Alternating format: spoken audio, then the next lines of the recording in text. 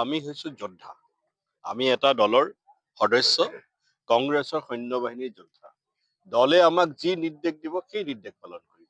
দলে যুঁজিব ক'লে যুঁজিম, পোষ্টাৰ লগাব ক'লে পোষ্টাৰ লগাম। দলে য'ত খেলিবলৈ কয় তাত খেলিম। দলে বহি থাকিবলৈ ক'লে বহি থাকিম।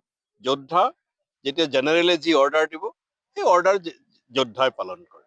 মন্দিয়া সমষ্টিত বন্ধুত্বমূলক হ'ব নহ'ব সেইটো বেলেগ কথা। কিন্তু আমাৰ আপত্তি এনে এজন ব্যক্তিক লৈ, যিজন ব্যক্তিয়ে আমাৰ দেশৰ আটাইতকৈ সাহসী নেতা, দেশৰ আটাইতকৈ নন কম্প্ৰমাইজিং নেতা, দেশৰ আটাইতকৈ দুৰ্দান্ত আদৰ্শৰ প্ৰতি দায়বদ্ধ নেতা, যিজনে নৰেন্দ্ৰ মোদীক চকুত হৈ প্ৰশ্ন কৰিব পাৰে, সেই ৰাহুল গান্ধীক সমালোচনা কৰিলে।